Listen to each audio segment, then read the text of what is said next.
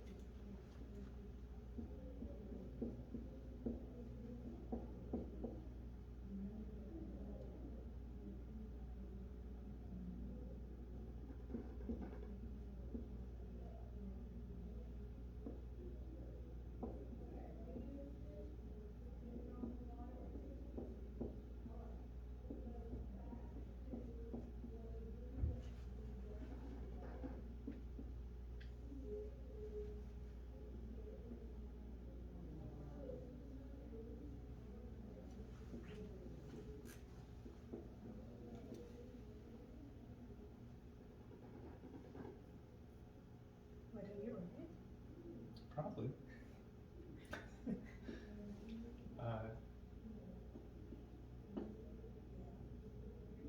I think so. I think we got the same thing so far.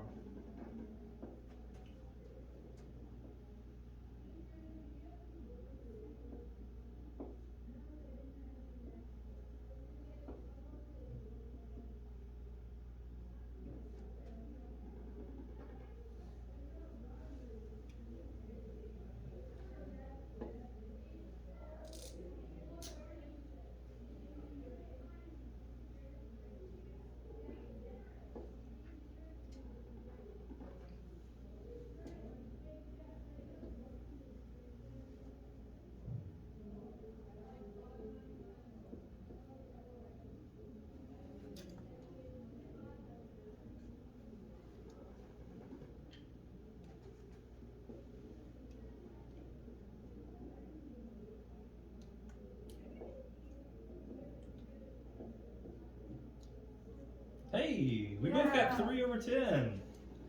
It took me way longer.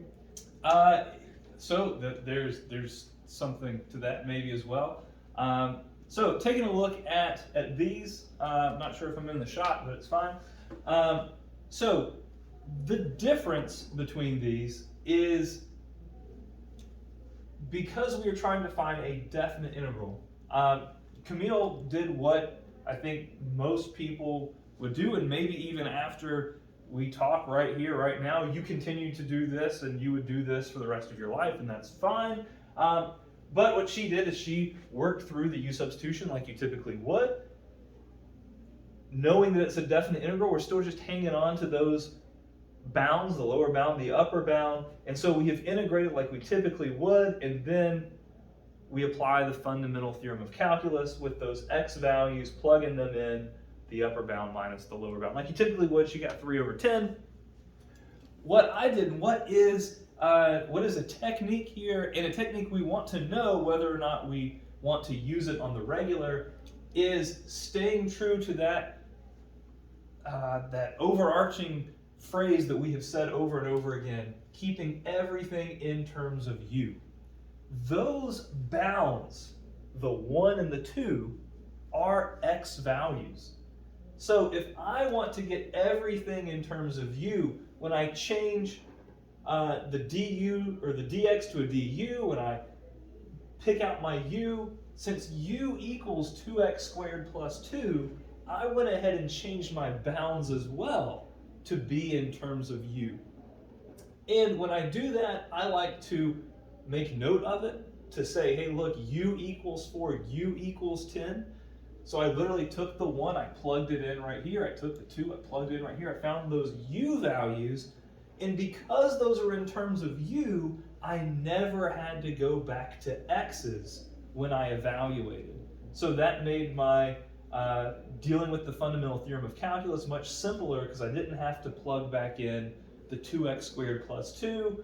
I had already evaluated those things for those x values of 1 and 2. So my recommendation here is that when you're doing definite integrals and you start doing a u sub or whatever it is, whichever technique you do, I do recommend to let yourself know what those bounds are as you're going through the problem. So here, you kept up with it, but I just recommend putting something like this, because you have dealt with multiple variables here, and knowing which ones are referencing the x's and which ones are referencing the u's, I think is pretty helpful, so you don't get the two techniques confused with each other. But notice they got us the same thing. It's doing the same thing, we just want to keep up with the variables. So pretty neat.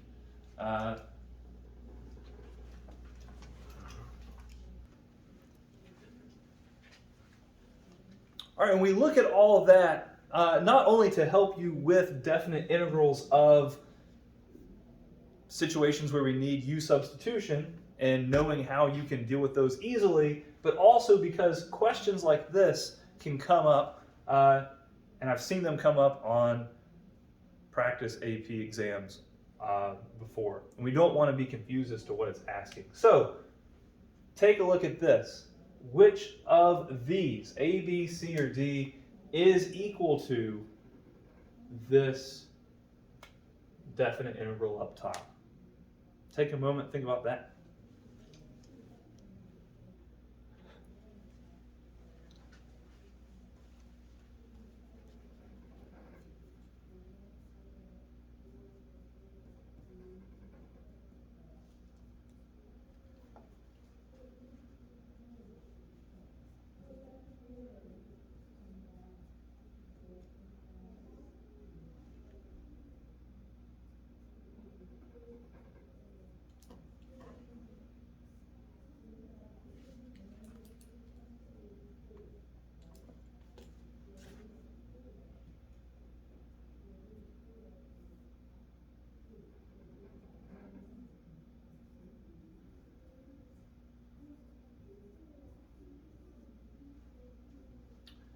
All right, so to this point, doing u substitution, notice that all of these options, none of them have been integrated yet. We still have our integral symbol, still have our du, so we don't want to actually perform that integration and try to match up with anything.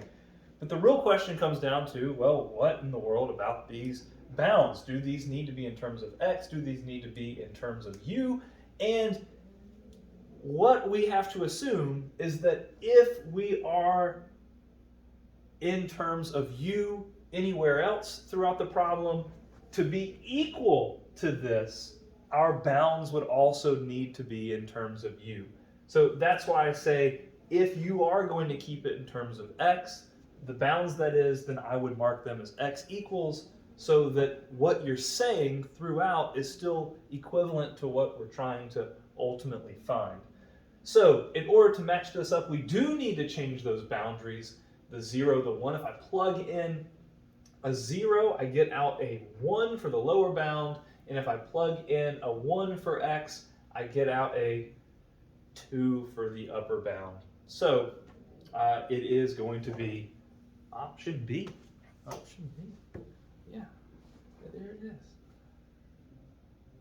All right. Well, now you know a little bit more about definite integrals.